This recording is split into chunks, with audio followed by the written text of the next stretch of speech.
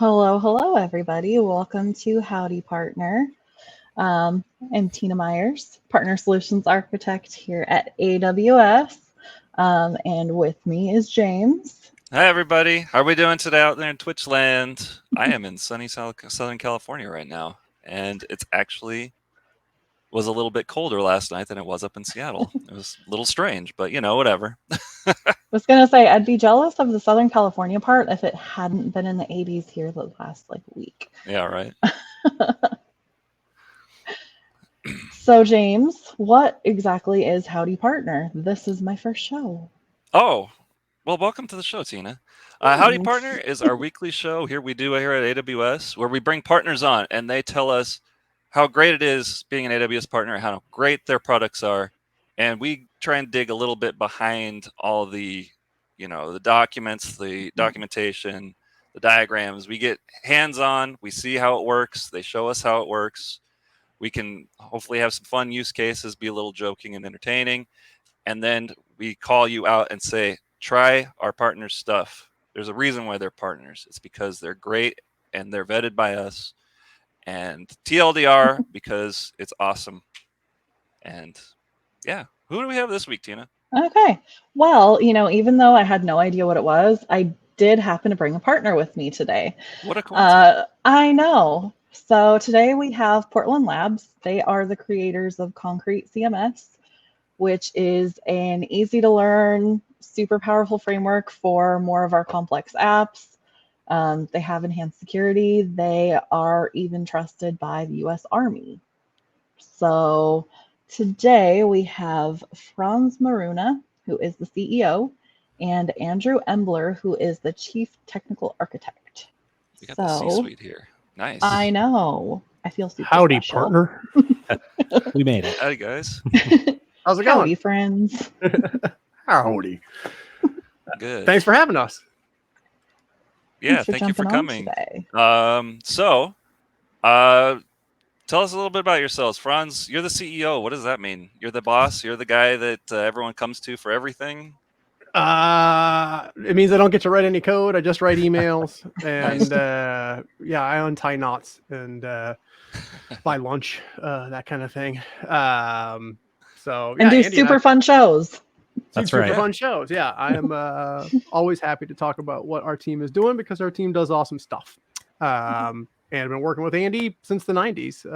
Moved out to Portland and we met in the trenches of doing web production for Intel or one of the many large companies that everyone cut their teeth on in those days in Portland, at least. Decided we liked each other and started this company in the early aughts, and here we are, all childed up with dogs and families and all sorts of grown-up responsibilities. Different places, same problems. Yep. It still trips me out when we refer to the early 2000s as the aughts, because whenever I hear aughts, I always think of Grandpa saying, back in my day, in aught 26, blah blah blah. We wore an onion on our belts, and you get two. It's a very old-timey expression for sure.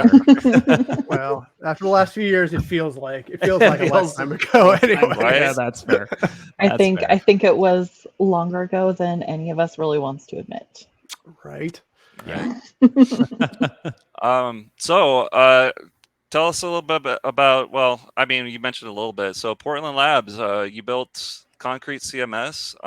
We'll get into that later. Is there anything else you wanted to talk about?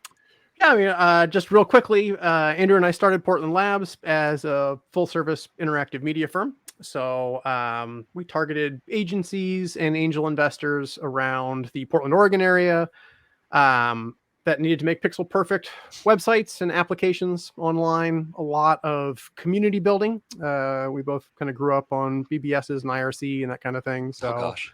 Yeah, back when not dating ourselves at all with that. Back when the future was bright and social media wasn't a dirty term. So we kind of would make MySpace for moms before Facebook went public for everybody and took that over, and did a lot of fun projects that way. Just kind of traditional agency stuff, and went open source in 2008 when a lot of those angel investors kind of ran out of runway to make MySpace for moms. We thought, well, we've been building this tool set that we just kind of use on every project, and why don't we make it open source and see if that makes the phone ring? So we stuck Concrete on SourceForge, or it was SourceForge in those days. Yep. Called it Concrete 5 because it was the 5th major rebuild. And we're like, let's see if anybody cares. And within 90 days, we were Project of the Month. We heard from Clearwire that wanted to rebuild all of their stack with Concrete. We heard from some different big government organizations that wanted to use it. So have just kind of ridden that wave of helping lots of folks use Concrete for lots of different things. I mean, there you'll find tiny sites for someone's cats and, huge sites for the Army, like Tina mentioned. Where we spend a lot of our time is helping larger organizations that have a big editor team. They're worried about permissions and workflow and how to train people really quickly so people can kind of come in and go out without breaking the website and that kind of stuff. So that's what we're doing. Andy, I've been talking a lot. Do you want to introduce yourself a little bit? Sure, yeah. Who's that other Andrew guy? Embler. Yeah, chief technical architect. I've been working with Franz since the late 90s. I have been the kind of architect and lead developer, head of the core team with Concrete since the very beginning. So about 20 years at this point since Concrete started to be a thing. And it's been 15 years this year since it was open sourced. So that's my day job, is really a lot of wrangling open source developers and making sure that a software product that's used by thousands of developers and editors and hundreds of thousands of users worldwide sort of stays the course and gets better and continues to make sense and please the people that use it. Please the people. God, I'm getting, it's only been the first 10 minutes. I've got all these. We got MySpace for moms. Right? Please the people. You should be the marketing officer too. Happy to help. Great. Cool. So I know Tina was really excited to have you on. She helped you out, I believe, with your FTR, and she's trying to get you on Marketplace. Have you built anything through the partnership? How has that been? Can you speak to that at all, or should we just move on? I don't know. Well, we can speak to it a little bit. Here. I mean, we're fresh partners. We are Amazon public sector partners now. So we've had our FTR, and there were some hoops, and we jumped, and we got through them. We've been using AWS for, I don't know, a long time. Not as long as we've been building websites, but for a long time at this point. And there's a lot of stuff in kind of the way we offer Concrete that is really pretty AWS centric at this point. We have been able to rely on a lot of services and just being able to not have to manage infrastructure as much as we did back in the day. So AWS is a valuable part of what we do. Being a brand new partner, I don't have a lot of stories to share around what we have gotten out of the partnership things. We just are putting the badge on our website now. Nice. But we are happy to be here and eager to move forward. Yeah, I know for myself, when I first started learning cloud and AWS not having to mess with a lot of infrastructure stuff, because before this I was a developer too, and not having to worry about a lot of that stuff was super nice to just kind of offload to the majority of it. That was super convenient. I know. Awesome. Absolutely. Cool. Well, let's go ahead and unless you guys have more that you want to talk about AWS. We have plenty to talk about, but we can jump into slides and demos and all that kind of stuff and try to keep things exciting and moving. Let's see. Let me share my screen. If I can love this figure out. comment. Both Franz and Andrew need to have instruments in the background for Howdy Partner. Oh. Well done. Yeah. Our little inside joke. It's a testament to a lack of cleanliness, general tidiness. Thank you for noticing. The dusty instrument. Yeah, I know. Cool. All right, let's go ahead. All right. Oh, there it is. There it is. It's a presentation. All right, so we did that. That's me and Andrew in black and white, looking pretty businessy. Good stuff. Let me see if I can get over here. Boom, boom, boom. Agenda today. I'm going to try to keep this pretty lightweight and laid back. So if you have questions as we go, please do put them in the chat room and we'll stop. This doesn't have to be us talking to you all. I would rather it be pretty conversational.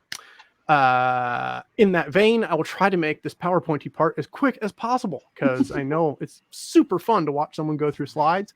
We're just going to do a quick company overview, talk about some of the sites that Concrete really shines on, how we are somewhat unique in the space, and then we're going to do a demo.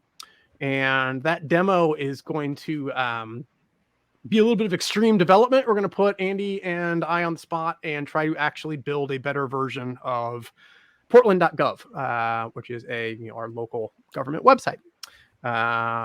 So that's my goal. If there's anything else that people want to ask us for as we go, that'd be great. And yeah, let's see if we can get some questions going. I mean, one question that I have is, where is everybody from? We've already covered that Tina is from Seattle, and James, while being from Seattle, is currently suffering through California. Andrew, Franz, and I, I am Franz. Andrew and I are in Portland. So this is entirely at West Coast. So anybody else? Are we just a West Coast crew today, or are we spanning the globe? Let's find out. I see someone from Seattle. That's great. All right. Yeah.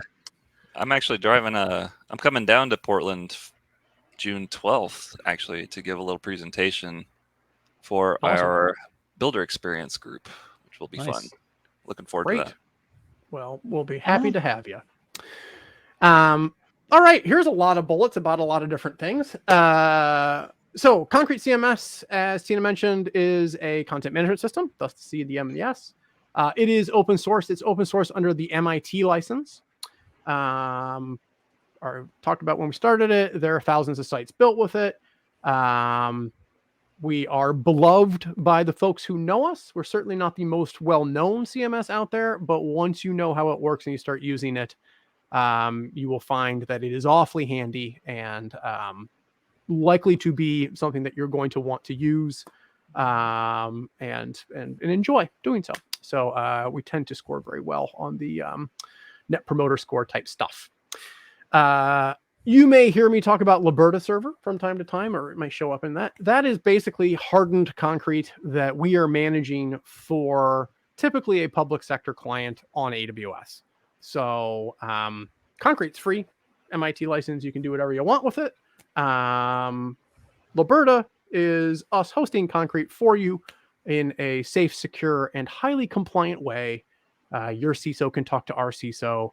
All of those lovely things that nobody wants to do, but we're pretty good at this point. And PortlandLabs, that's us. That is the company that manages all this stuff. We build products in the web content management space, online communities, intranets, that type of thing. And as I mentioned, we're a public sector partner. Again, any questions as we go, just throw them in there. Looks like people are telling us where we're from. We got someone from Italy, someone from Florida. We are worldwide. Excellent. We've got a Denver. Awesome. Denver too. Denver. What? Concrete has all the features. So I'm not going to show you all these features working because that would take more time than we have. I can tell you that web content management systems are plentiful and we've been around for a long time. And so ours does everything that you need. And, here you go. It's very easy to use. We really started around the idea of in-context editing. We'll show that to you in a minute. So it's always been super intuitive to manage a site with Concrete. It feels like a word processor. You can just fix a typo when you see it. But we have just added lots of kind of application-focused stuff over time. So at this point, it is really a very powerful framework for building sites that need to do something, not just kind of lightweight brochureware. Brochureware. I like that brochureware. There you go. Yeah. Brochureware used to be like a major thing. So yeah, the types of sites that we do well at, you can build anything with Concrete, obviously, just like our namesake. But much like our namesake, you might want to choose things that need to be strong and hard. So sites with thousands of pages. Concrete has both multilingual and a multi-site model cooked right into the core. Really easy to get started with kind of dragging and dropping stuff around and the web builder experience that people have come to expect out of a Squarespace or a Wix. but then also add to it really structured content. And we're going to get into that with our demo today. And we can handle high security type stuff. So about 10% of all DoD web traffic is being delivered through concrete sites. We work with big, scary brands that are worried about intimidating things. Whoa, that went fast. I like that. Big I like that scary stat. brands. 10% of all the yeah. Yeah. And I'm curious to see the WYSIWYG portions, because I know one question right off the top, when you're doing your drag and drop WYSIWYG stuff, are you able to export that that code or that I don't know what we're getting into yet, but and then able to get in there, like say, hey, I built this so far. Someone who actually knows what they're doing with code, can you add to it and make it better? Yes. Ish. So I'm getting ahead of myself, sorry. That's fine. You're welcome to get ahead. You're welcome to go wherever you want to go, James. We'll follow you and get you back on track. Let's see. There's several ways to answer that question, which is not surprising. You can export your site as HTML. So there is an enterprise extension that we have that lets you spit your whole site out as static HTML. And then you can put it on S3 and never worry about performance. You can... if you're super concerned about security, we're strangely popular in Japan. And I know a lot of folks in Japan just do not want to run PHP on a web server. So they run it almost as like a local authoring tool, and then publish through their own kind of DevOps flow. So you can take that approach. I would say the underlying question that you're asking of like, hey, I dragged and dropped this stuff around, so now I've got sloppy code. The way that Concrete deals with theming and like a well-built concrete site will keep you from doing that in the first place. You'll have enough flexibility that you can kind of make things look great, but you won't be in a spot where you've got like a bunch of inline styles happening, or you shouldn't be. You can, but you really have to be pretty crafty to get yourself into that hole. And then last but not least, and we'll show you this, there's an API, so you can get at the content that you're making from different stuff. If you're looking at, well, I need a headless CMS, but I want an authoring workflow that's faster in the big picture than a headless CMS. I want people to be able to play with stuff live, but then also share it with an app and that kind of thing. Concrete's a great choice. Okay, cool. Couple of case studies, including this blurry GIF. So BASF, we run a bunch of intranets for them. And so this is a great opportunity to kind of use the multi-site functionality built in Concrete. So different departments can spin up different sites.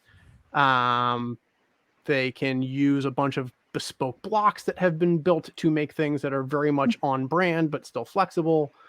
They also have SharePoint, obviously, and SharePoint is a fine tool for kind of keeping track of stuff as you make it. But then if you want to curate things together on top of that, if SharePoint is your filing cabinet, then think of Concrete as the nicely designed operations manual or the annual report. And so they use this quite effectively. I think there are like 60 different departments that are actively making edits and kind of bringing the best stuff up to a well-curated site that people actually use. Weyerhaeuser, you can get to where this is all public, wy.com. Weyerhaeuser owns the woods out here in the Pacific Northwest, basically. This started as a marketing site. So, it's a big mega menu, and we have trees, and we have manufactured lumber, and here's all of our products. What we have found in 20 plus years of web development is goals tend to expand over time. So, they start with, hey, we just need a better version of our website. But then someone has a bright idea and someone has another bright idea, and you fast forward 5 or 10 years and you've got this stack. And one of the things that Concrete does very well is stay strong and flexible enough that you can add stuff and not have garbage at the end of that cycle. So in Weyerhaeuser's case, they started with this marketing site. As every product had a page, they were like, well, we should really put specifications and installation manuals and all the details about this on the page. They realized over time, hey, we kind of have a product information management system here. We've got all these salespeople in the field trying to help builders figure out which lumber to use for which kind of thing. They have to make it up as they go. So they built an iPad sales app that connects to the website, pulls all this stuff down, lets them make a quote, log in, go check how your quote is. And And, what started as a simple marketing site has become a pretty fundamental part of their sales process. And, all very much bespoke to their needs. And then I mentioned we've done a lot of stuff for the Army. So a lot of that work is for the Morale, Welfare, and Recreation group.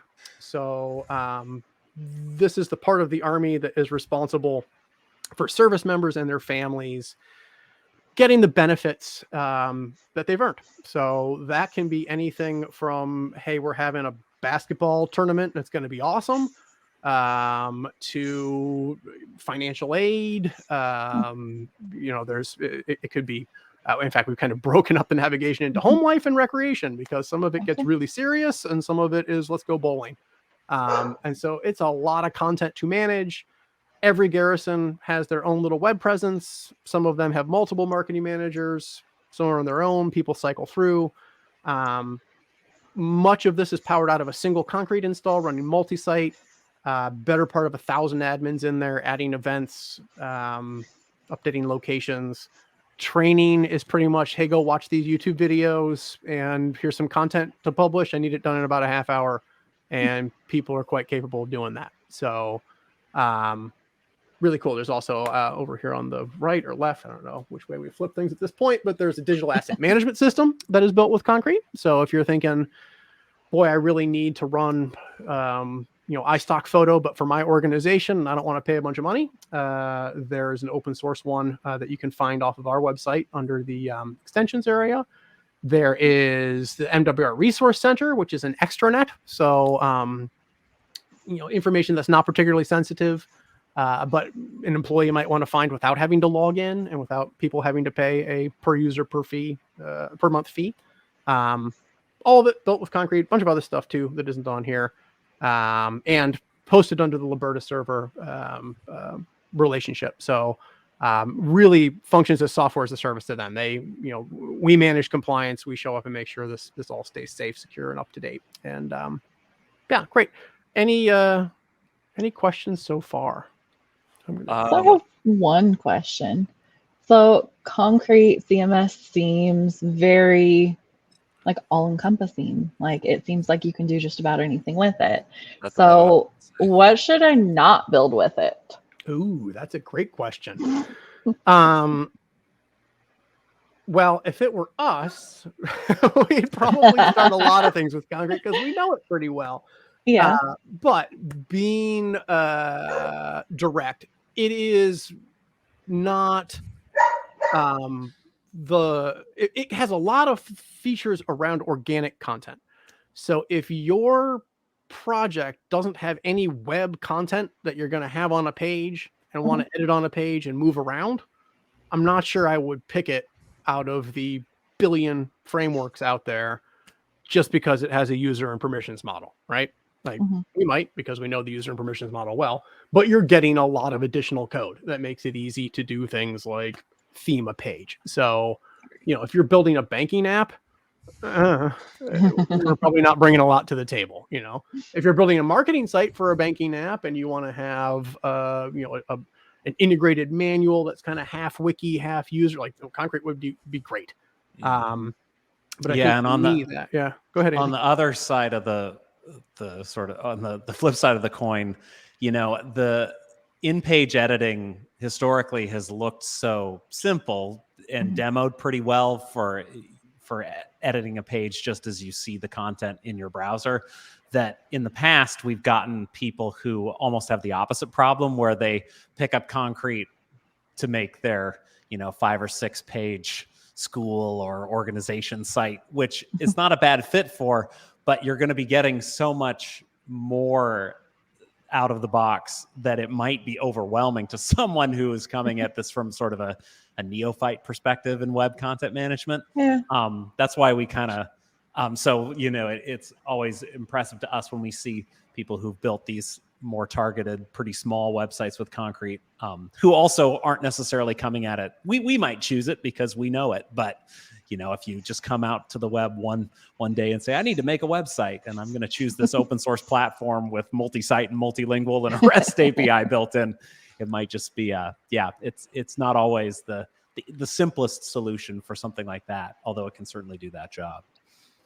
Yeah, that organic content checkbox for me is a pretty good indicator. And I think you'll see as soon as we get into a demo, which will happen pretty quickly here, that's really compelling. And if you're never going to use that, if you're building an online community and people are only ever going to be able to put their name and their pictures in there, but they're never going to be editing content at all, it's like, well, you could probably build that with a lot of tools that didn't bring as much to the table. You don't need what we're offering. One more follow-up question, if I could. Please. So what about like linking up with an e-commerce type site? Yeah. Is that something that can be done or has been absolutely done? There's Shopify extensions in the marketplace. There's a couple of e-commerce extensions in the marketplace. There's an open source e-commerce solution that we link to that's in GitHub called Community Commerce that works really well. So yeah, absolutely yes. There again, if I were starting Amazon, I'd probably look for an e-commerce solution first and a web content management system later. Oops. But if you want to sell stuff on your concrete site, there are many, many ways to do that. Nice. That's really cool. Awesome. Okay, we'll force through the rest of this and we'll start playing with it. As I mentioned earlier, people like us. It is a very crowded space, as you can see from all these little icons, but we tend to be up here in the high performing and leading and well-liked area. In fact, Infotech says we're the most well-liked, so that makes us like them even more. They're great too. You can host Concrete yourself, as I've mentioned a few times. It's MIT licensed. I think we just had a link. You can download it from our site and stick it pretty much on any web server. It's going to run on a LAMP stack. So if you can run Drupal or WordPress, you're going to be able to run Concrete. You can also pay us to run it for you. A couple of different ways to do that. We have a SaaS offering that you can play with right now. So if you go to Concrete CMS, there's a try it button. It'll take you to this. It'll dump you into a Concrete site. You can start playing with it. You're not going to be able to see the source code behind things. You're not going to be able to tinker with the theme and install a whole lot of add-ons, just kind of a few of our favorites from the marketplace. Think of this as the WordPress.com. It's kind of the super safe lockdown version of things. But you do get access to us, and we'll answer your questions and make sure that nothing gets too scary for you. If you are more of an engineer, you want access to be able to tinker around, do some of the stuff we're going to show you with custom code. We can do more of a kind of Pantheon, WP Engine, DevOps focused hosting environment for you, which is, of course, based on top of AWS. You will get a single user license to GitLab. You'll be able to deploy your code from there. You will get a staging and a production copy, and you can feel very proud of yourself for being a future-proofed web developer. And then, of course, if you want us to help you manage your code base and keep it secure and compliant, you can do that as well. And you can move between these as well. So start something simple over the weekend, have a couple beers, show some value, start tinkering away, make some messy code, and then come along when the bosses show up, and we will help you keep it secure. We've made it. It's time for demo. So unless there's any other big picture questions, I'm going to close this window and set us up for success here, Andy. So my question, go ahead. Again, I'm trying not to get too far ahead of myself. We mentioned extensions and it's open source, as we're saying. So a lot of the community builds some of these extensions, or are they all through PortlandLabs or both? Oh, they're by and large the community. Okay. So yeah, there is a marketplace of extensions and themes. They cover all sorts of different stuff. One thing that does, I think, is strategically a little bit different about Concrete than some of our open source brethren. We really try to fold more functionality into the core versus relying on extensions for things that we kind of think are universal needs. Yeah. Right. So when you choose Concrete, I want you to know what you're getting into. If a client says, "Hey, I've got a Concrete site, can you help me with it?" As if you kind of take this physical contractor metaphor that we've started with Concrete, like if somebody else shows up to work on my house, They know studs are 16 inches on center. They know how the plumbing should work. It's not like a magical mystery what's going on behind every wall. And I feel like sometimes with websites it can be, you're just like, I just don't know which extensions they're using and if those have been kept up to date and how they work with each other. So we have tried to, over time, build more functionality into Concrete. So as a developer, you can kind of rely on core things working the way they should. So there's a calendar model built into Concrete. It wasn't always. We used to have a few calendar extensions in our marketplace. We got to a point where we saw other extensions were extending those extensions. So if you buy this guy's calendar add-on and my ticketing add-on, you can sell tickets to an event. And that's like cool from like the kind of like, wow, that's amazing that works perspective. But it's not great for the end customer. That's just like, I have to understand like everything and work with all of these vendors just to keep my site secure. So when that happens with Concrete, we tend to say, look, let's go ahead and just build a basic time date model into the core. No developer wants to do that, but if we have that, then every developer can extend that. They can use that to make a month view, an agenda view, the ticketing thing. Like all of those should be extensions. But as an engineer, I want to know that like permissions, workflow, multi-site, multilingual, these kinds of things behave in consistent ways. Yeah. And you brought up a good point that it's always been kind of a pain point for myself. I know.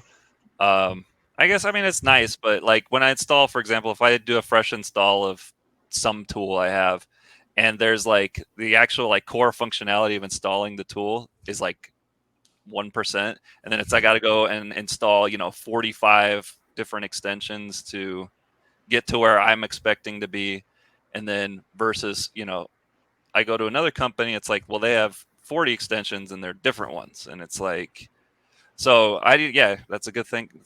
I hadn't thought of it that way. Baking that in some way is definitely good. There's kind of a balance. You don't want it to be too huge, I guess. But definitely having that kind of baseline of stuff is important. That's a good call. That's right. Yeah, we can't be everything to everyone, nor are we trying to be. But there are things that as an engineer you start to sense are like, oh, this is universal. Most people are going to want this. Yeah. And multi-sites, multilingual, these are things that started out as extensions or, additional code that wasn't part of the core. But, you can do so much more if you are 100% certain that something's going to be included and that something is always available in the same kind of way. It's just going to make it a lot easier for end users.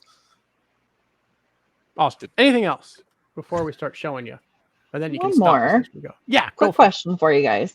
So you've mentioned it a couple of times. I just want to make sure that if anybody doesn't know, so you've mentioned MIT licenses and you've mentioned the open source part.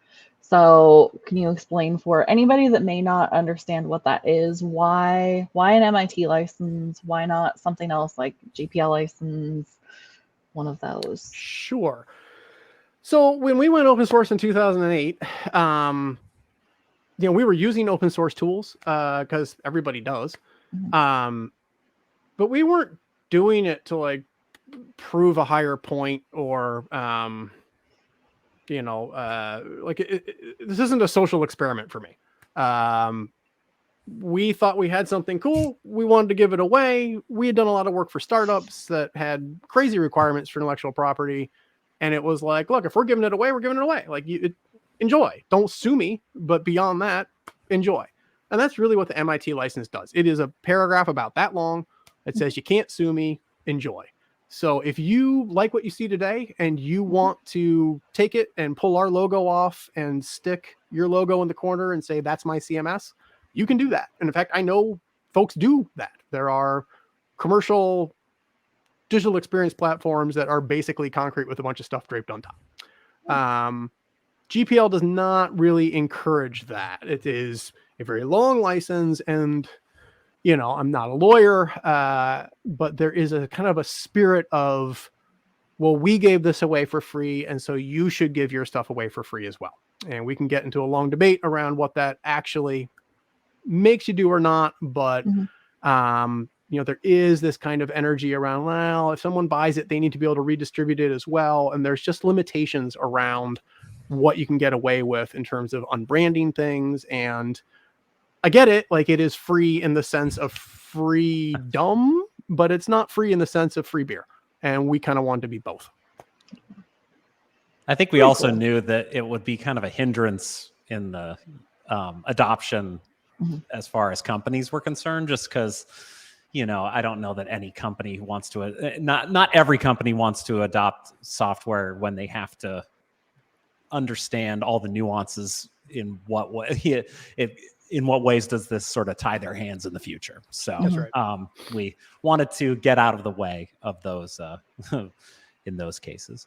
Makes sense. There is a comment in chat. Only lawyers actually fully understand software licenses. Completely agree. Yeah. And the GPL is just waiting for somebody to sue somebody and figure it out. Like, it is long. So we just, for us, we like building cool stuff. We build it on top of concrete. You should too. And that's shooting 4 out of the license. Okay. Who's ready to see it? Yes. There we go. Okay. All right. I'm going to set the context for this while Andy figures out how to share his screen. Okay.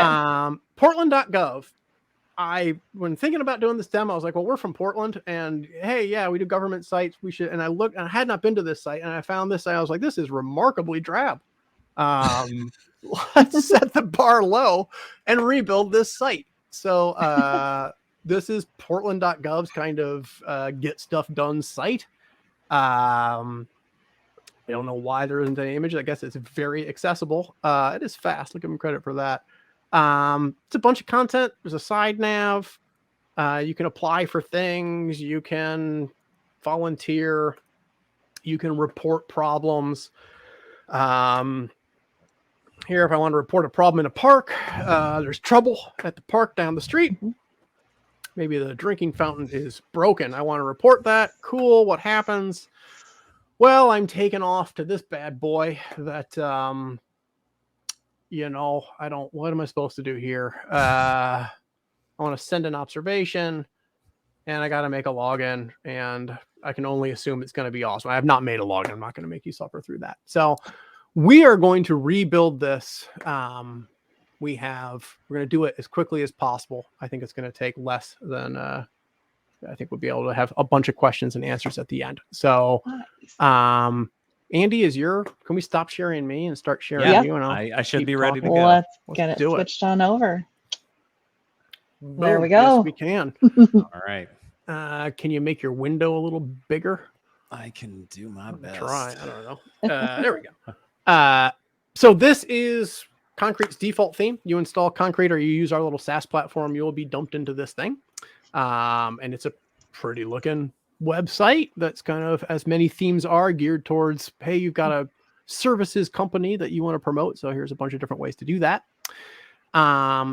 If you log in to a Concrete site, you will see kind of the underlying promise of making things easy, and your website should feel like a word processor. You'll see this magical toolbar has appeared at the top of the screen.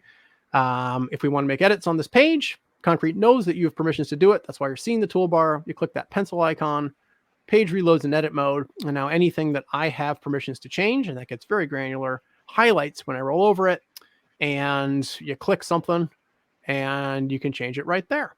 So yeah, let's turn this into welcome to Portland. It's great here or whatever. Right. So we're writing text on the page. This is not hard to understand. And if you have taken thousands and thousands of dollars of a client's money and you're now presenting to them, hey, we built you this site, it's awfully nice to do this and be like, look, you can change anything. You don't have to be a rocket scientist to do this. We call these blocks. So we just changed a block. You can move blocks around just by dragging and dropping. So yeah, there we go. Change that around. Fantastic. You can get rid of blocks by just deleting them. You can get rid of these whole kind of container stripes by deleting those as well. Very tactile and easy to understand at a glance. You can just kind of play with this page until you get it looking right. Maybe we want to change out the header image to be something more Portlandy. We're already starting to look. Oh yeah, you got some inline styles. So this comes back to your point, James. Like you can do some inline styles. So Andy just added some margin to that block, and that is probably not going to be the most, that will be inline. That's not. We're not updating a master style sheet that will only load it once there. So if you do this too much, you will end up with stuff that starts to look a little spaghetti-ish. But I think it's a pretty forgivable sin.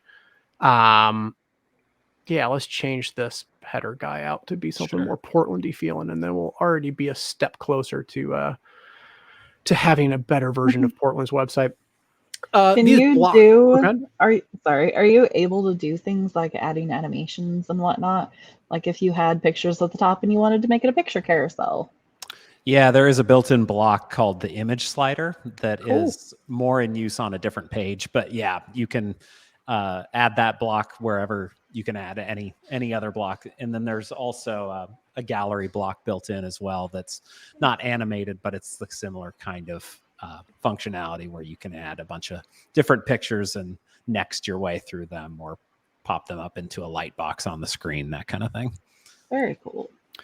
Yeah, and as an engineer, you can kind of choose how flexible or rigid you want your site to be for your client.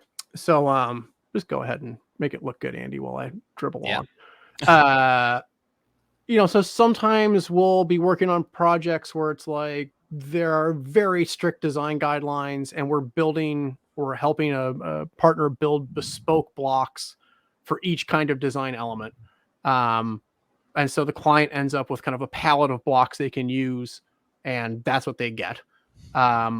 Other times it's a bit more organic, and they're using that kind of inline editor and some styles, and they can kind of play around with stuff. And, they might end up with something that doesn't quite look as consistent, but it meets their needs for their brand, and it's more flexible. And, there isn't a right way or a wrong way to build a website, just the way that works for you. So here we go. We've changed this out. Delightful. Oh, nice. So we already have something that's starting to feel that does look very Portlandy, vibrant than the Portland.gov site. Dark and foreboding. Yeah, perfect. It's rainy out. So this is a good example. This is the feature block, which is really just letting you choose a font awesome icon, or upload your own image, put the title in a paragraph. There are you can kind of apply custom templates to these blocks. So there are different ways that you might use this underlying data with different skins to kind of deal with different ways people might want a feature to work. Fundamentally, there's no reason that I couldn't just use that simple HTML content block that you saw earlier, stick an image, select some text, make it blue, call it apply. So there's different ways to kind of get where you're going. And I don't know, we have just found that that's what different types of folks need different types of solutions, and that's okay. So here we go. Yeah, I'm thinking about that Gov site we made, and we're already getting pretty close. We've got like a welcome landing thing, and we've got some sections coming out here. Engage, perfect. There's the gallery that we were talking about. All this talk about blocks, it reminds me of the meme where they're looking at the planet I saw, and it was about CSS, and he's all, wait, it's all blocks, or it's all boxes, and he's got the gun behind him. It's always that. Always has been. All right, so let's see. Andy's playing with this gallery. You guys were asking about a gallery. It's a built-in gallery, and there's going to be more galleries in the marketplace. So, if you want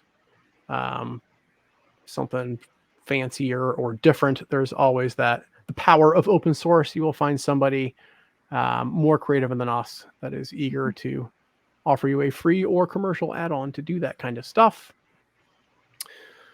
Here we go. So we're starting to have what feels like a better site right now. Let's go ahead and publish this. So when you hit publish, you can save these changes for later.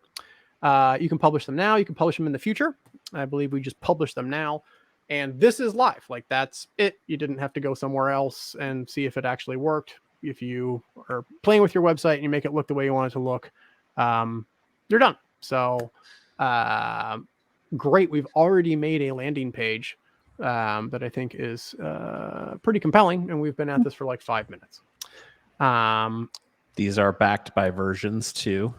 Yep. So you can see all the different published versions of, or all the different historical versions of your page. This is the one that's live, but there were other ones before that we could roll back to in case of some kind of disaster, or just more likely just the realization that you liked something better earlier. Yep. Let's see, where are we at? So this is looking pretty good. Oh, we need to change the logo still. It says and the site name as well. Yeah, site name. All right, so let's change the site name. There is in the toolbar this little search field that we call intelligent search, and it helps you find what you're looking for, because over the many years, Concrete has got lots of stuff, and it's just nice to be able to quickly get to it. So if we search for name, that takes us to this page where we can change the underlying name for this site. It's going to get used in a bunch of stuff, in page titles and whatnot. It's not actually going to update the logo in this case, but we're going to change it here anyways, just to show you there is a dashboard. We're going to come back here, but there is a kind of centralized systems and settings area, and that is important for some of the stuff that we're going to get into. But if we go back to the home page, and I think you're going to have to actually update that.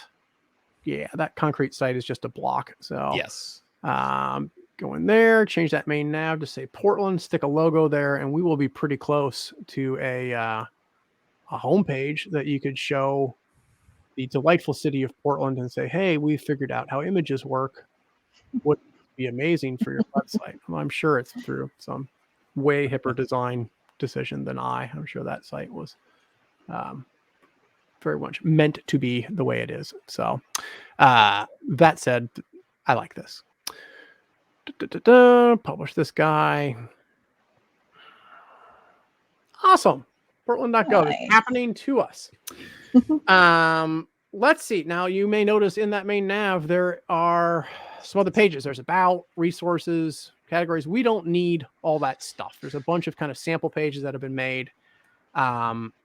You can install Concrete just with a blank slate. You don't get any of this stuff, and you can just kind of start building out empty pages. If you know what you're doing, that is nice. If you are lazy like me, what you will do is install it with sample content and then move all the sample content to a hidden area, which is a good example that we can use to kind of show off the sitemap. So Concrete thinks of your site as a series of pages in a tree. If you are using multi-site, you can have multiple trees, but fundamentally, pages exist in a hierarchy. There's no difference between a page that can have subpages and one that doesn't beyond it has subpages. So what I like to do is make a private page off of home, and then I just drag and drop everything that I don't actually need in the site that I'm working on there. And that way, if I later say, oh yeah, I want to add a blog, or I thought there was a cool way to deal with like a resource center, I can say, oh yeah, I buried that over in the private area. I can then turn private off through permissions and some attributes, which would be a good reason to explain attributes.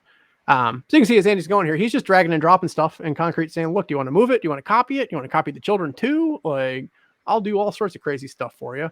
I'm going to keep the search. I'll keep the search page at the top, because that still has value. Do we want to turn advanced permissions on? I know we didn't really talk about doing that, but sure, we can scare the people. Let's do it.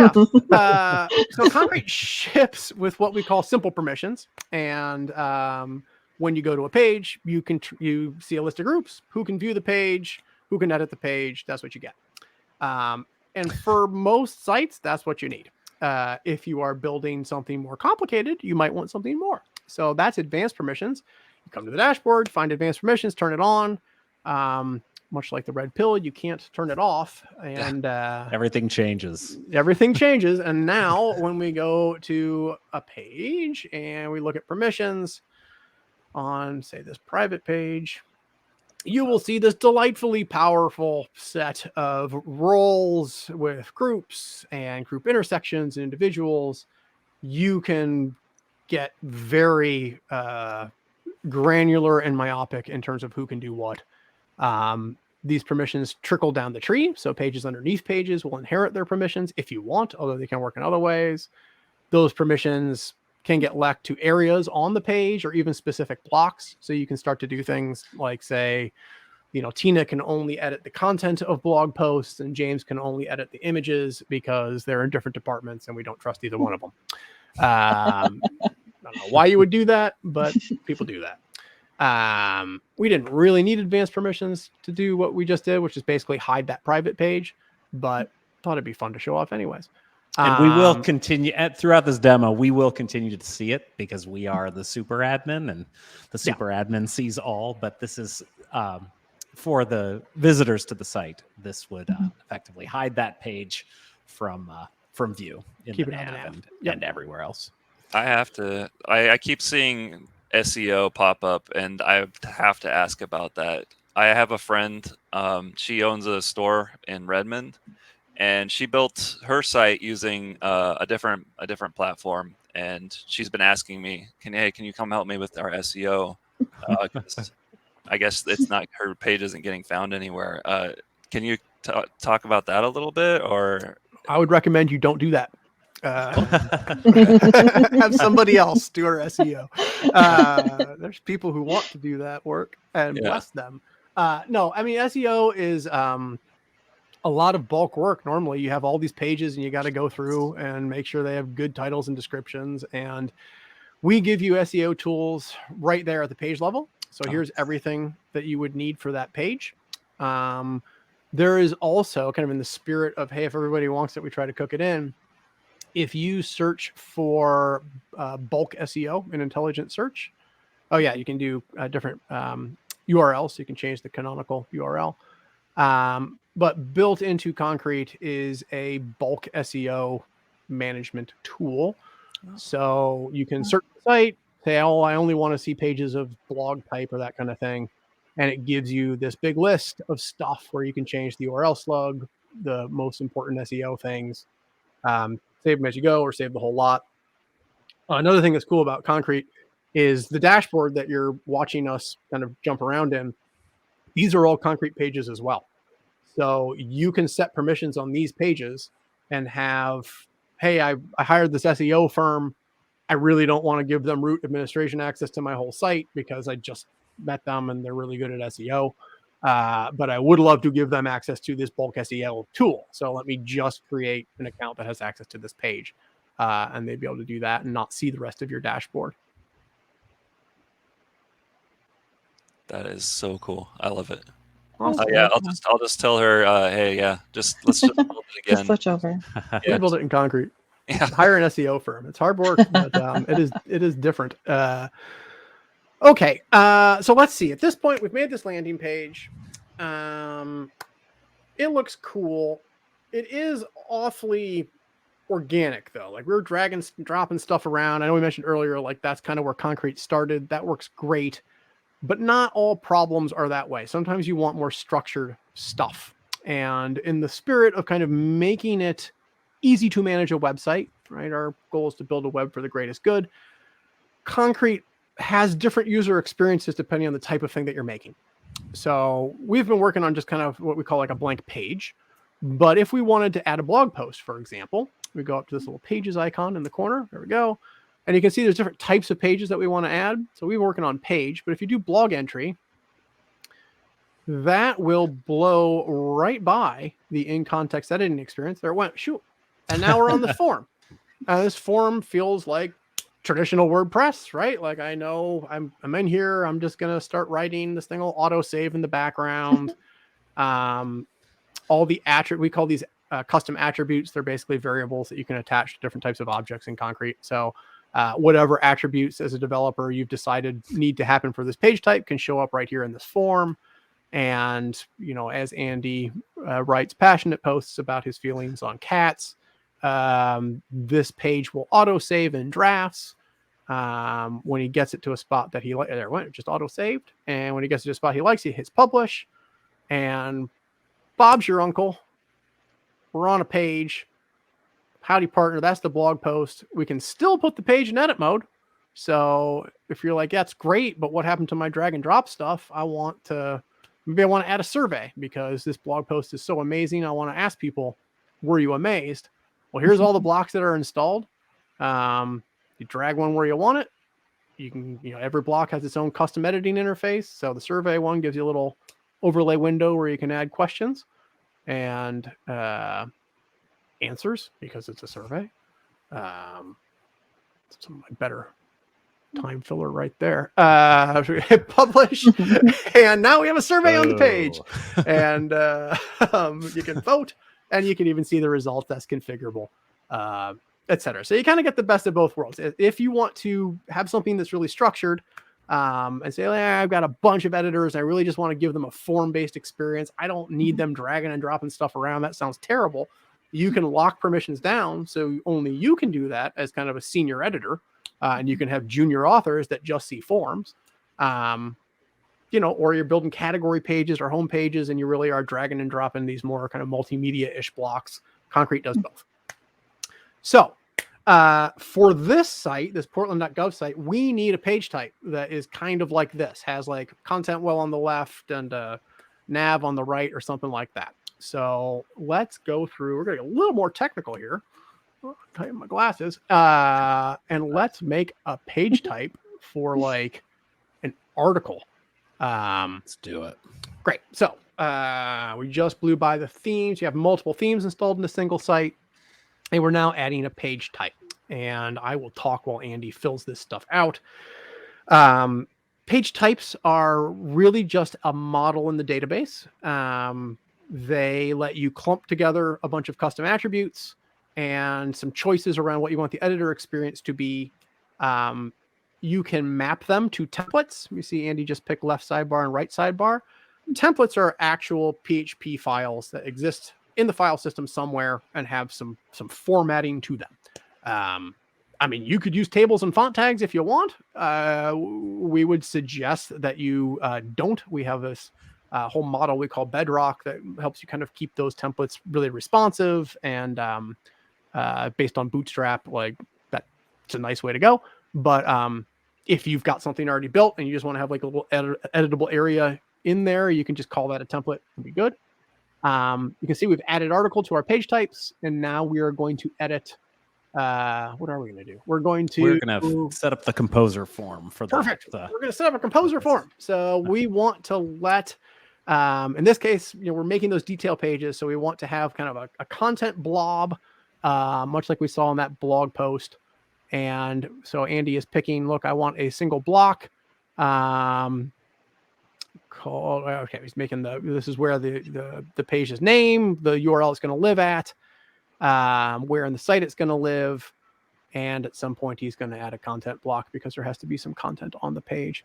I imagine he's. We don't actually have to, but we're not going to do that. We don't. Not we can. Something we're interested in doing at all. Yeah. We may. We did. All right, we're doing that. Sweet. All right. So now we've kind of collected, hey, this is the stuff the metadata that we want associated with the page. Next question is like, how does the page look? And so we're going to go into one of the templates. This is the left sidebar. We're going to edit that. And this is letting us set up defaults for the page type. So there's a block called page title. It's like, oh, show me the page title. You can override it. So if I make a page and it's like, yeah, I want the title to be this, but it doesn't look great on the page. So here's a shorter version of it. You can do that with this block. We probably want a navigation on here, like show me all of the sister pages. So that's the auto nav block. Looks at the tree, gets back parents, children, grandchildren, the whole cousin family type situations if you're in the South. Yeah. We got a main content block, I think you're adding, perhaps. Yeah, there we go. That Boom. is right. Cool. So we've kind of laid out like, hey, this is what the article page should look like. Are you doing it on both, or you're just going to do it on one? I think I better do them on both. All right, we're going to do it on both. Set it up on both. Just set it up on both. Maybe you want your page, you want as an author to be able to choose. Sometimes I like that nav on the left. Sometimes I like it on the right. Why? I don't know, because Not for Because me Tina's to know. That's Tina, not it's for not me my to job. decide for you. I'm just here to say yes, it'll cost more. Tina's got a whole section of her site. She demands that the nav be on the right. Years ago, someone told her it was a great idea. James hates it. Doesn't understand why the nav isn't on the left. You, We can support both of your needs. you're bringing up all these things I never thought of. I do actually, thinking about it now, I think I do prefer it on the left on most Yeah. sites for myself. Just real quick, just for anyone just tuning in, welcome to Howdy Partner. It's our weekly show we do here at AWS. We bring on partners to show off their demos or show off their solutions, give us some demos, give us some hands-on experience. Today we have PortlandLabs, and they are showing us Concrete CMS. It is an awesome content management system. We are joined by Franz and Andrew. They are the C-suite over at PortlandLabs, and we're right in the middle of building out more of the portland.gov site. All true. Now, I have a quick question before we jump Sure. back into it. So up at the top, I see the not secure for the website. Do you guys have an easy way of integrating certificates or integrating like Yes, DNS for domains? Yeah, absolutely. Anything that is hosted with Portland Labs, whether it's through the SaaS platform or, of course, with our more dedicated options, has support out of the box for SSL and hosting domains and routing domains to it. The only reason you're seeing the not secure icon here is because this is actually a local development environment on my laptop, because I did not trust the internet connection for doing this kind of stuff remotely during this during the screencast. So and we're going to dive into code in a little bit too, and it's always easiest when there's a local development environment. But yes, definitely for anything hosted not on your own laptop for local development, SSL is the default. Excellent. Yes. And you can set canonical URLs, so it'll always redirect where it needs to. And you can do pretty URLs, so there's no gook in there, all just kind of vanity URLs. All that's very configurable through the dashboard. Very cool. Then that yeah. kind of I'm gonna piggyback a little bit off of that. So for example, if I want to load all my pictures and videos and everything to like set, let's just use a good example, S3 bucket, and I want to route that through like CloudFront, is there a way that I could just pump that CloudFront into Concrete or something like that? Yeah, we definitely do that for our sites. We are big believers in CloudFront for sure, and S3 as well. But definitely every site is using CloudFront that we're hosting in the Liberta server enterprise hosting. And yeah, for the S3 portion of it, it's a little bit more involved. But one thing that Concrete does do that is pretty cool is there is this file manager that you've kind of seen the front end of. And so all the user contributed assets for provided by the editors that you've seen in the image slider or the gallery, that all goes into this file manager, which is not a one-to-one mirror of a file system. It's sort of an abstracted view that Concrete cares about. So these folders are stored within Concrete. They're not stored necessarily exactly one-to-one in the file system, but all these files themselves are stored on somewhere when you upload them. And by default, it's just on your web servers in a files directory on your web server. But Concrete has this concept of file storage locations. So you can see if I go into default here, that's not a lot of compelling information right there, but that basically just means the default storage location is just in this files directory. But you can install new locations through third-party plugins, and there is an S3 storage location that adds S3 as an option here. You provide your credentials there, and then if you set that up as your default storage location, when you upload files to the Concrete file manager, you won't even realize it, but they'll actually be stored in S3, not even touching the local file system. So, and that's definitely something we do for some of our setups that require more robust kind of high availability, have higher availability requirements and a load balanced setup. Okay. Yeah, I guess I should have led off that question with if I want to load all my pictures and videos, like where does it go by default? But you answered that. It goes to the storage on your server. So, yeah. Yep. Okay, cool. Yeah, thanks. Awesome. I see Heartsteed asking. Now I see it has Portland in the name. Does that mean I need to be a hipster to use it? No. Yes. It's MIT license. We already covered this. Anybody can use it. You just have to put up with us hipsters if you want to get our help. All right. Shall we add a page using that new page type? Is that where we're at? I feel like I think so. Yeah. Let's do it. Let's go add a page. I remember there was like a report an issue with the park. That's what we were going to try to do. So let's. That's right. First, we're going to add a page. We're now see we can see this article is shown up. We're blowing right by in context editing. We are putting a title on there, choosing where it goes in the site tree. We'll just throw it in home. You know, obviously you would build out a big tree of pages if you're actually doing this for real. We're going to throw a little content on there and see what the page looks like.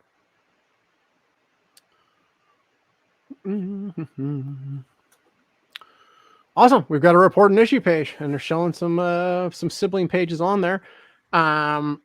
Now, Portland.gov decided that they needed a standalone app for reporting an issue, and as an external link, I think that we could maybe like not do that and instead just throw a form on the page. Better. Seems like a pretty simple web content management need to be able to make a form.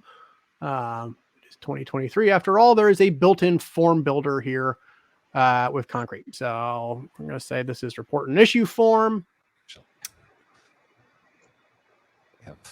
Problem this way in all of my documents, and so that's great. There's a magical reason for this. About that. Might be a turkey in the oven here at some point, but so we're adding some questions to the form. You get all of your different question types. Again, we call these custom attributes. So you know, these can be as simple as a select box or a text field. There's a model for building these, so they can have validation. Like there's one that's like, you know, full address form that will give you states based on country and that kind of thing. So they can get pretty powerful. If you want to get into doing development stuff, you can make your own, and then you can start to kind of pull those together into different objects, which we're showing a little bit. But to begin with, we're just making a form. This is simple. Anybody who knows how to use a computer should be able to get through this. You know, I just want to, let's just email the results to Tina because she wants to know about problems. We're not going to put a real email in there, but like, you know, you can form, submit to an email. Huzzah. We've added it. The form's on the page. I think we're good. Let's publish the page. And oh yeah, we're changing some sort order here, I guess. No, I was going to change the, oh, actually this should be good. We're good. So, you said it can email the results of the form to somebody. Can you change it to like send text message notification to whoever? Ooh. Anything's possible, Tina. If you host with us, we could probably figure that out for you. Definitely doable, but no, Concrete doesn't have a built-in gateway to text messaging out of the. That's a great question, though, and there is, as with everything that we build is kind of built to be extended in certain ways, and one of the ways that this form library works is there's this entire notification layer. So anytime it gets submitted, it can trip custom code to determine who needs to know about a form submission. So sometimes that's just the email that you put on the form in a very simple example like we had before. But, there have been times where we determine who gets to be notified about a form submission based off of emails on completely separate records that are owned by the form, or, there's a lot of flexibility there. So certainly the opportunity to integrate with something like Twilio or anything that does that type of that does that kind of thing. That is pretty cool. All of the different integrations that you have that it can work in with. Sure. And then I wanted to know, is there any sort of, I just thought of this as you click publish, is there any sort of like versions or source control? So like if, we publish something and then our boss comes raging in, I hate that. What is this? Can we switch? Is there a way to roll it back? Oh, sorry, click, Yeah, if you go to the gear icon on this page and we bring up versions, Oh, You'll see here's who changed everything. You can actually bring up 2 of them. This might be, well, this probably work. If you bring up This 2. will be a very interesting demo, actually. Oh, look at that. Yeah, it worked.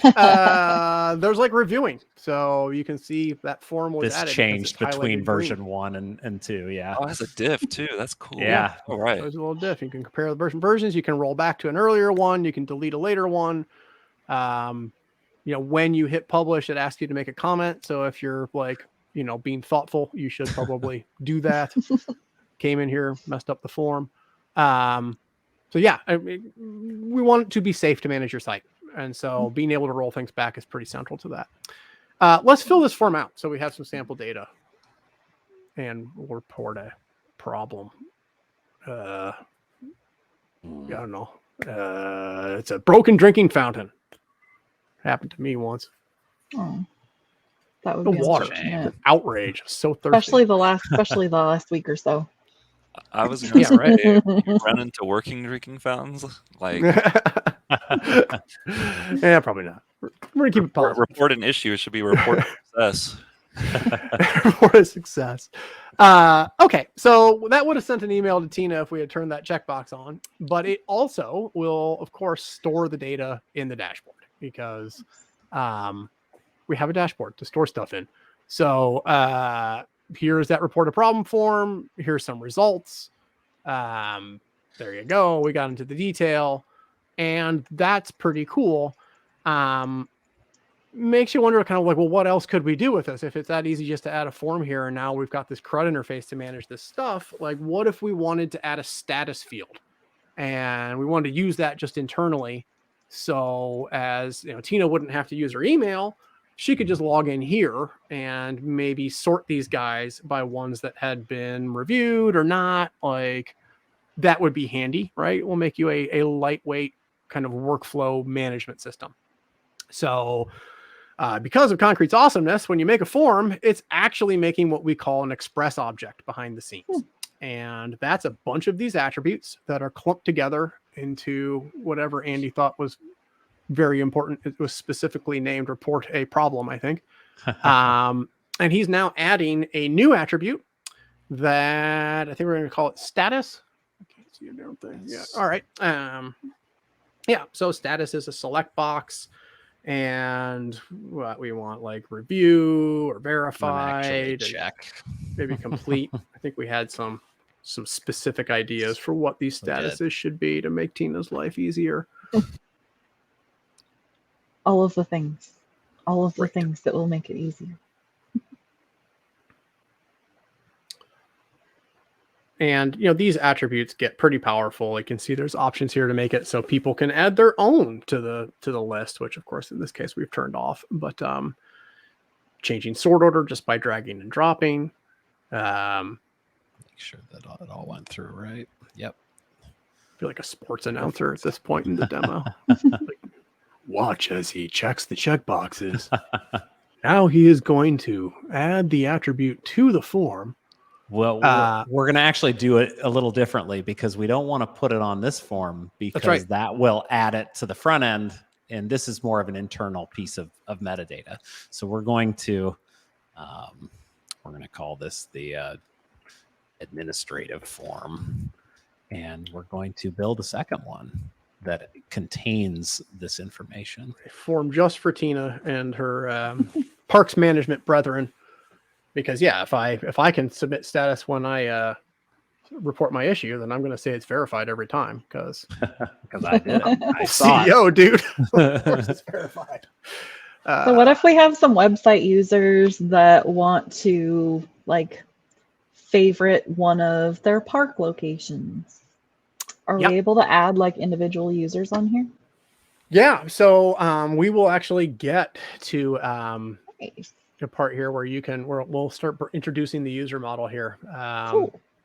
And there are ways to, there's kind of a favorite interface as well, a block that you could use to do that kind of stuff. So several ways to solve that.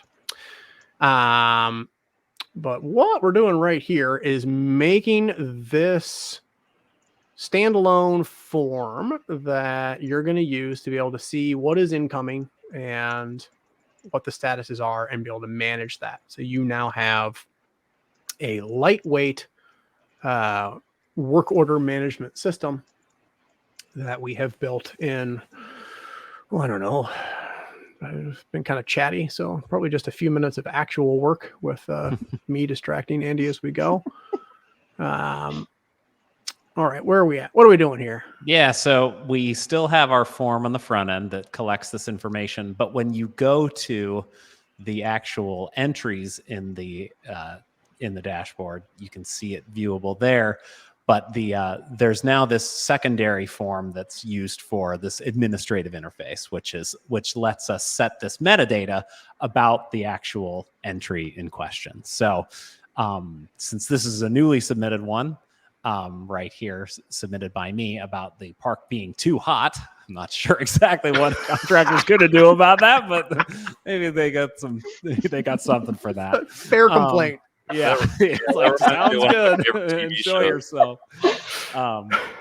They can set this by default. Sort of coming in, it will be set up as new or have no status. But the moment someone comes in and says, "Yeah, I verified it is hot out there and there is no water," they can put that and save it as reviewed. And then you can continue to, as the business rules dictate, you can kind of go in and use that newly created status field. It is just sort of an ad hoc field that we just built on the fly. So it's sort of uniquely suited for that kind of thing where you're finding your website growing along with you. You started with this basic form to collect information, and now it's sort of back-ending into kind of a lightweight tasking system, or it will be shortly. Yeah. Nice. So what do I want to do next? Andy, do we want to... Probably the inspectors and the contractors, maybe? Yeah. Right, so we've verified that the park is in fact hot. We want to join it to... We got to fix that. To something, right? Like we got to send somebody out. We got to send out James, double check that it is in fact hot. Tina's not going out there. Tina's in IT. She's staying inside. So... Yeah, I'm happy here in front of my fan. Yeah. But your job is to make sure that we assign the right inspector. So what have we done here, Andy? We have already created an inspector. So an inspector is an express object. All of these things are express objects, and they're just called that because it's a low code or no code way of building very lightweight relational data objects. So we have created an inspector object already so that you don't have to see me clicking through a thousand screens, and we've populated those entries with Franz and myself. But we can also add a contractor object as well, and then we'll join those to the report as well, and we'll set up those relations. So the next thing to do would be to create a contractor, someone who can solve this problem for us. At least we can throw money at them, and they can tell us about deadlines and try to make that park cooler. So you can suffer through me clicking through some stuff here. Yeah. So as Andy has mentioned, Express is Express because it's pretty fast to do this. When we can, in a demo, throw this stuff together and have something that works. James, I think you asked, maybe Tina asked, somebody asked, like, well, what would I not build with concrete? Express works really well when you have stuff like this that you're playing with organically, and you're going to be creating hundreds, maybe thousands of rows. If you were going to be creating something that had hundreds of thousands of rows, I would probably build it in concrete and using a different way. Like we work on top of Doctrine, so you could build that as objects within the concrete dashboard, and kind of have it more in a single table per object model. If you didn't need that organic, I just want to add an attribute, right? Like this makes a lot of sense when we're just kind of as business users making stuff up as we go. If you are building something that needs to be super robust and handle many thousands of records, this will eventually get slow the more data you put into it, as many no-code solutions do. So just caveating that for anybody who's watching this and saying, great, I'm going to use Express to make eBay. Slow your roll. scaffold it out. That's Yeah. fine. Maybe There's use ways to do that. objects that work with the database directly, as opposed to Yeah. our sort of our intermingling library. Meta layer here. Yeah, exactly. All right. Ooh, here's a question about integrations. You're talking about all the different sites that it works well with. Is there anything for like a YouTube integration to be able to bring in like video streaming or anything of that sort? Well, there's a YouTube block. So if you Okay. grab a URL off of YouTube and stick it in the YouTube block, it'll format it Mhm. nicely on a page. What we haven't done is like pull a bunch of videos in, that kind of thing. And that feels to me like a great example of where we would encourage a third-party developer to make an extension. Yeah. Right. Like to me, hey, I want a YouTube video on my page. That's something that everybody does.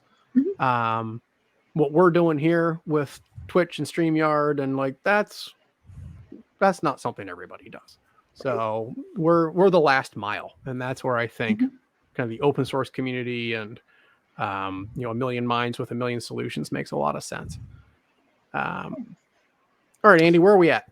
Yeah, so I think the next thing to do, at this point we have 3 Express objects in our system. We have a couple extra, but they're not really a part of this discussion. We've got the report a problem, so every problem report that comes in makes an entry there, and we have our contractors and our inspectors. And so the next thing to do, if we want to kind of make this a system where those things relate, we want to actually create what is called an association between the report object and those other 2 objects. So from within here, I'm currently on the report a problem object. What I'm going to do is I'm going to create a many-to-one association and relate that to my report a problem. Wait, no, I'm on report a problem. I want to make a one-to-many. Wait, no, that's wrong. To my inspectors. And actually, there's one other thing I forgot to do here.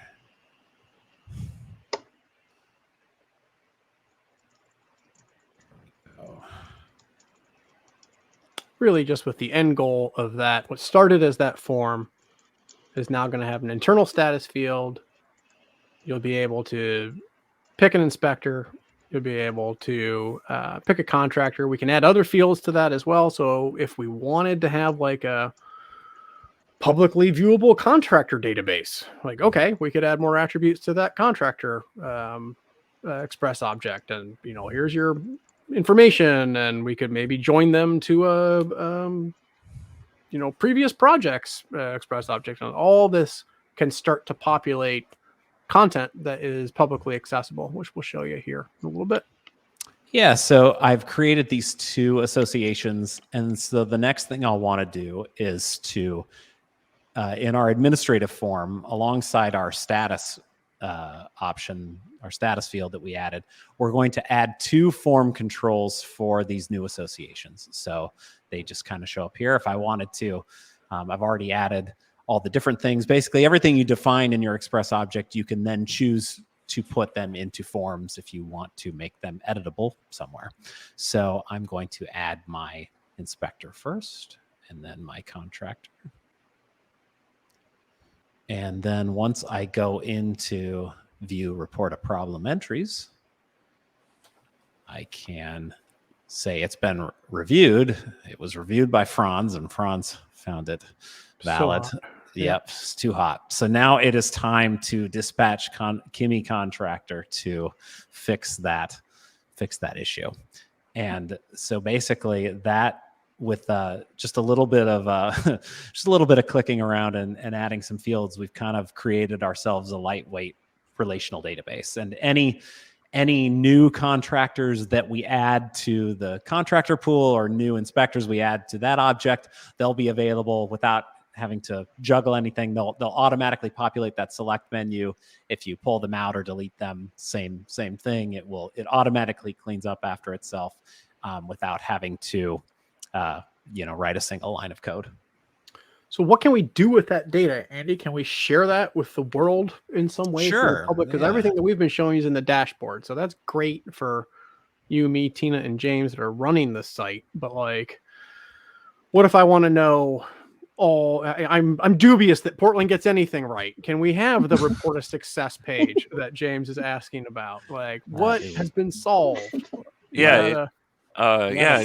So, and also maybe something like, say someone already reported an issue and that I was going to report, and then I can just, instead of like keep duplicating, I can just like +1 it or something, you know? Sure. Oh yeah, sure. Yeah.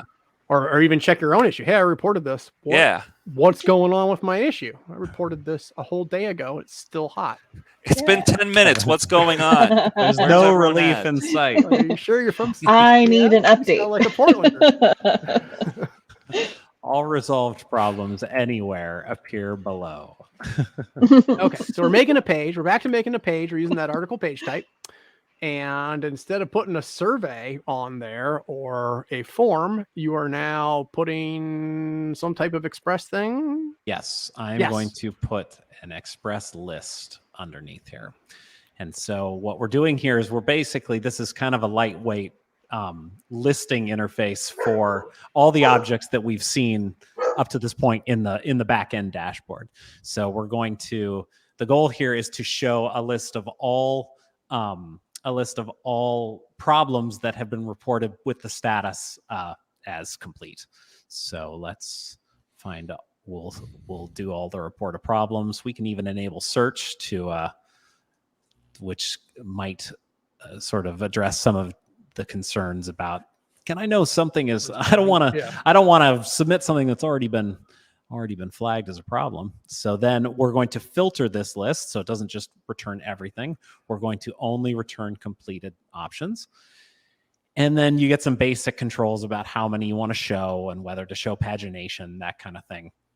And then we also want to choose the columns in our table. So we can include both the dates. That sounds pretty good. We don't need to include the inspector or the contractor, but it might be nice to. We also don't really need to include the name of the person that submitted it. That seems like opening a can of worms that we don't really want to open.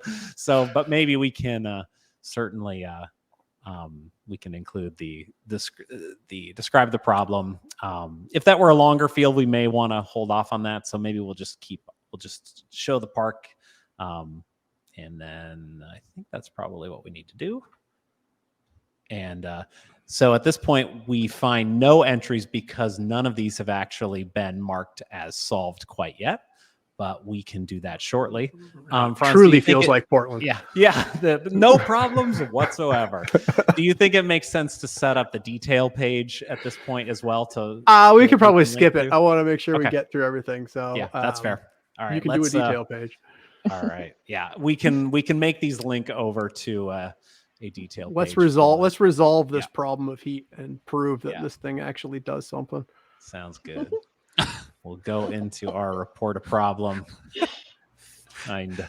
You say it like we're doubting you. Like, does this really work? I want, there's, you want the big reveal of something in the form.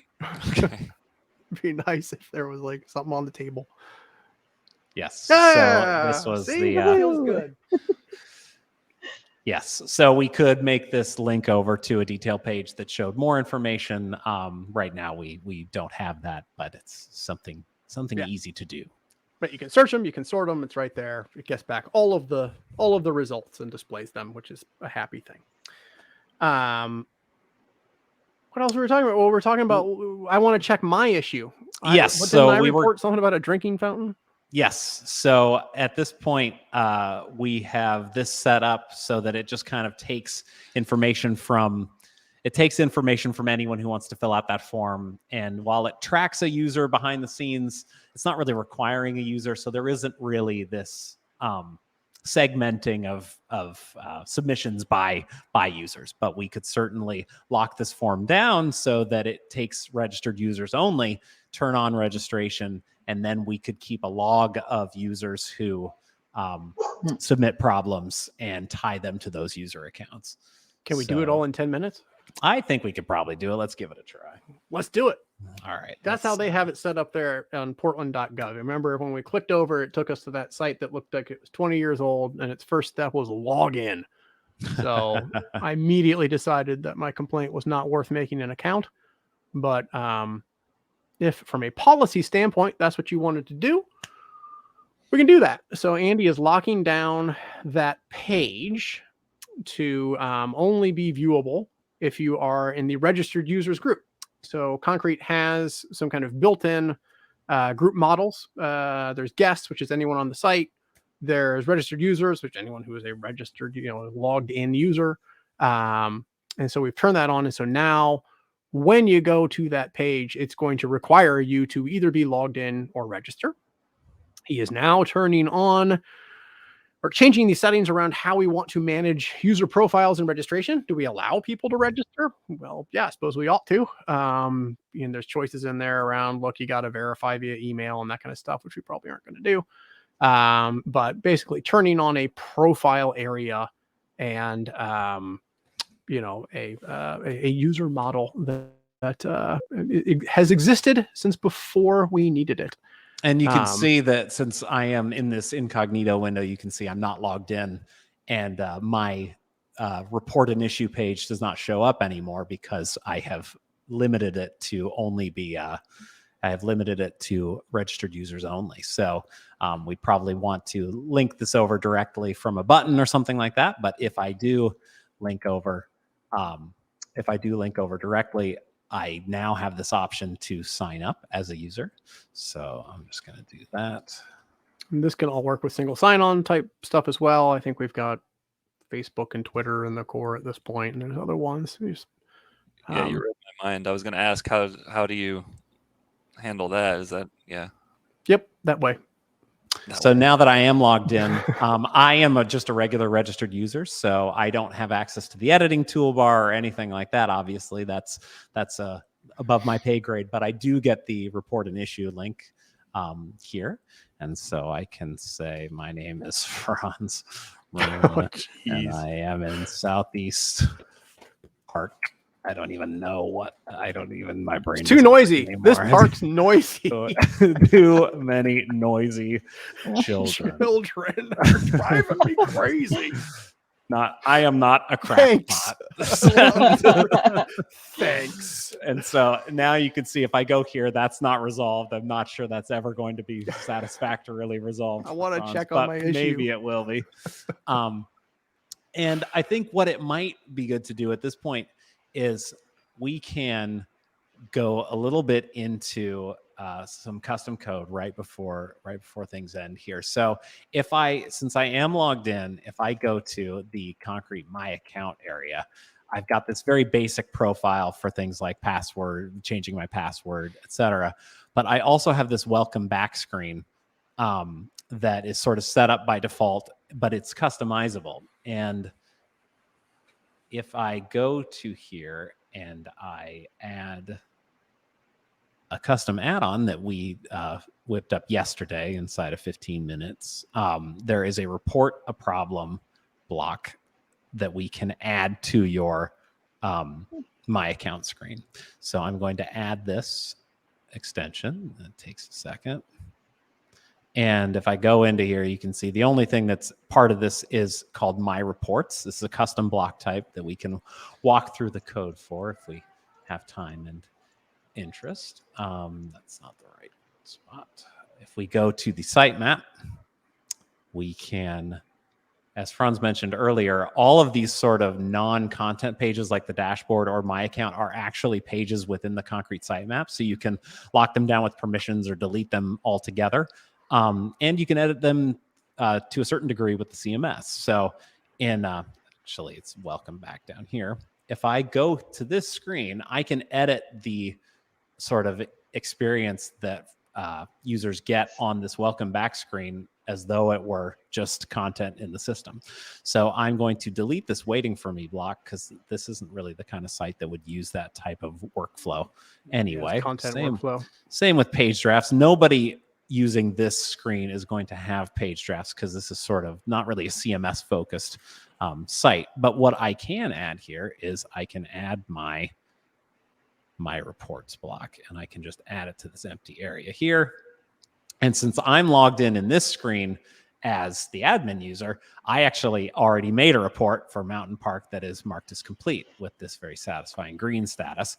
And then over here, if I were to refresh as Franz, you can see that my Southeast Park noise complaint is still has the status of new, but as I continue to have that, as that report a problem entry goes through the various, our various ad hoc statuses, it is verified, and you're going to be fixing that one yourself. Kids, stop it. Yeah. So I want to know how you fix the kid problem. I'm not. I know. Yeah, no, it's not really through the power of in-context editing. Yeah. Yes. So I think we did that within the span of there you did. Yeah, you killed it, man. That was great. Yeah. Custom block, not much to it. I can walk through the code, or we could just not do that. Just needed to lock down who sees what in there. But yeah, we have been going for an awfully long time. That's some of what Concrete does. Andy, do you want to jump over to the settings page and we'll just quickly walk through? I mean, not got the API as well that we could space. Yeah. We'll space that, come back. So, but quickly, just wanted to go through. We talked earlier about how we try to fold a lot of stuff in the core. You can see the calendar we talked about there. There's a conversations model. So if you guest book comments type thing, that's all built in. There's very powerful permissions and this kind of login stuff. There's we saw the file manager. There's you can edit images from within the file manager. There's multi-site, multilingual, which we're not going to explain, but there are lots of folks that use Concrete in multiple languages. And with the most recent version, look at me segue back to where we're supposed to be. Nice. There is a headless API. So all this data that we've been foolishly accepting as organic forms, now there is a very hip shop that is getting paid a lot of money to build a mobile app that is going to pull the status back so you can check the stuff on the fly. And they need to know how they get data out of this website. And they do so through this delightful API. Oh, I forgot one thing. So we almost configured. Yeah. So a lot of Concrete objects are available by default within the API, like pages or files or users. And these express objects can be made available as well. And we already made the inspectors and the contractors available, but I realize now that I neglected to check this little REST API checkbox. But when doing so, it will regenerate the built-in API documentation right here. And so when I refresh that, you can see down here we have full REST API routes, fully documented with full responses for all this stuff and everything dynamically generated from the schema of your express objects. So if you add a new field like we added for status or anything like that, it will automatically show up not just in the API, but also even in the generated API documentation. So we can get a list of our inspectors through the API. Got to make sure that I'm actually authenticated properly, or else it will give me a complaint. So let's just, and you can see through Andy having to turn on that express object. Everything is very much security by default with Concrete. We're not going to build something that just automatically shares data through the API. You've got to turn all this stuff on, some of which he has already done, but clearly so secure that some additional checkboxes have to be hunted down before it's going to behave. Yeah, you have to request access to all the API endpoints. It's really built with industry standards for not just for the documentation. We did not build this documentation view. This is something called Swagger that consumes documentation that we generate. So now that we did that, we can request get a list of all of our inspectors. And here's Franz is this inspector and Andrew is this inspector. And we can also get a list of all of our reports as well. We can tell it what attributes do we actually want to get, because if you have systems with 30 or 40 or 50 attributes, it might get a little slow retrieving all of that data. So it's kind of up to you to determine what you want.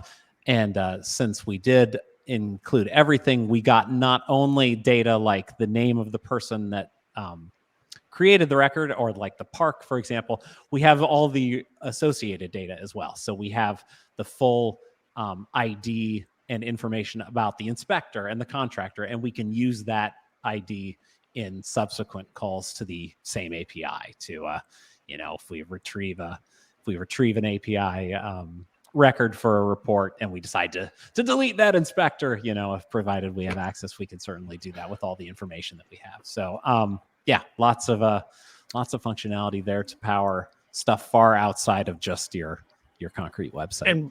And what about content on the page? I remember we put like an intro paragraph above that submit an issue form. Is that something that we could get out of this API?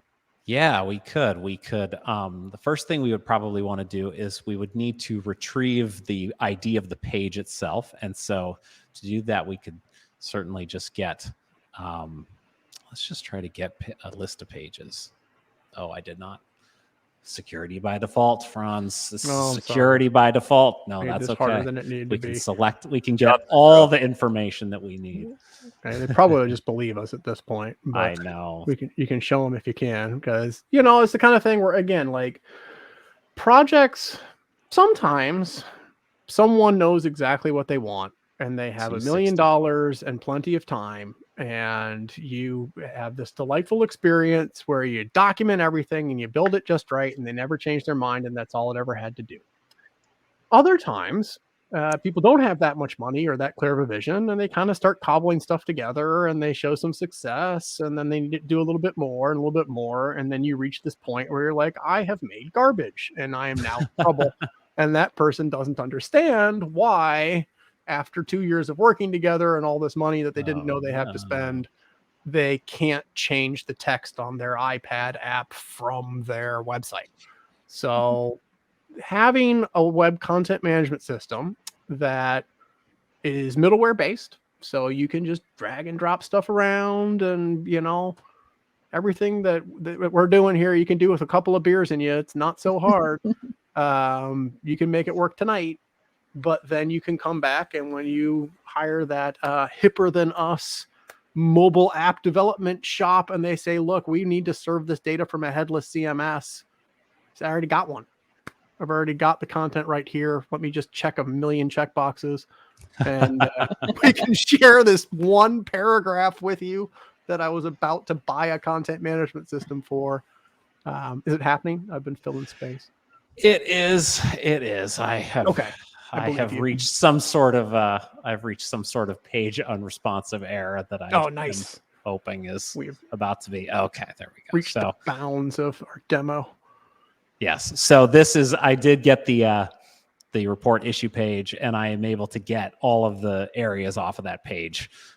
So here we've got awesome metadata about the page. Here's the main area, and here's that first block in the list that is fill out the form below to send us information. You can see you can also get all the information about other stuff too. So the actual form block itself, we have information about that, which we can use in different API calls to get more information. So there's just lots of information that we can get through this API, and not just read. We can make changes as well. Yeah, you could update that, you could delete it, all that stuff.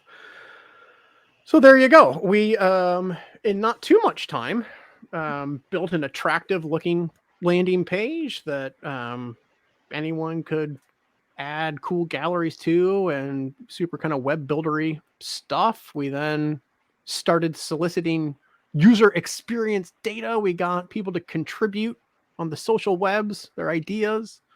We didn't just throw them in a garbage can of email somewhere. We stored them in a highly structured database that we were able to extend with custom variables we made up on the fly. We built a lightweight workflow management system so Tina doesn't have to leave her room to send James out to check why parks are hot. We let me check why the park is still so noisy after I reported it. And we're done. We made it. We did it. We did it. Anyone have any questions? It's just that easy. It's just that easy. That I sounds have just a one marketing. question. So if there's somebody that's watching that wants to contribute to the open source part, if they want to contribute an add-on, is there an easy way for them to, like a short version of how they can do that? Absolutely. Yeah, that's a great question, and we would be happy to have someone at any point in our open source ecosystem. Whether you want to make an add-on, there's a way to create add-ons.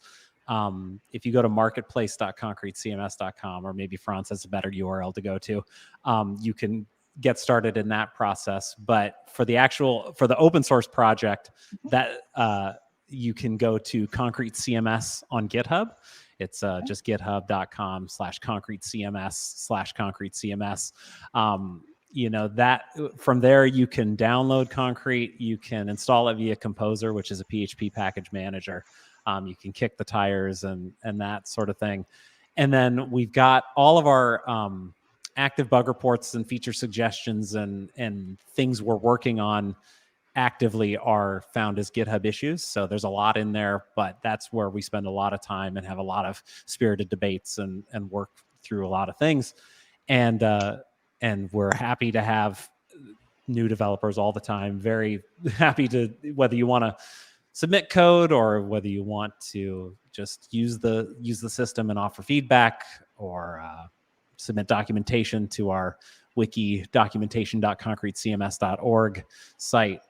We are always super thrilled to get new open source developers. Absolutely. There you go. True that.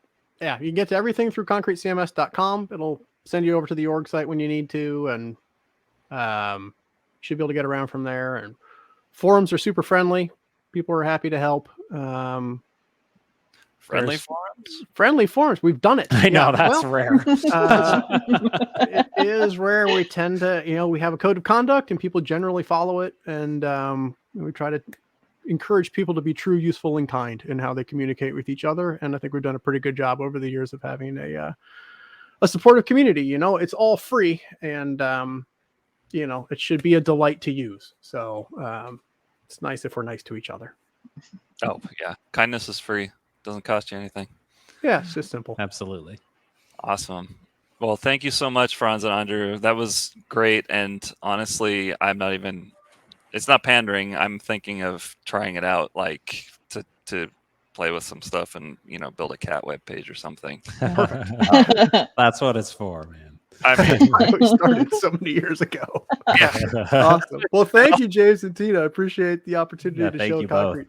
Yeah, all your 30 years of hard work has led up to building this show on the web, man.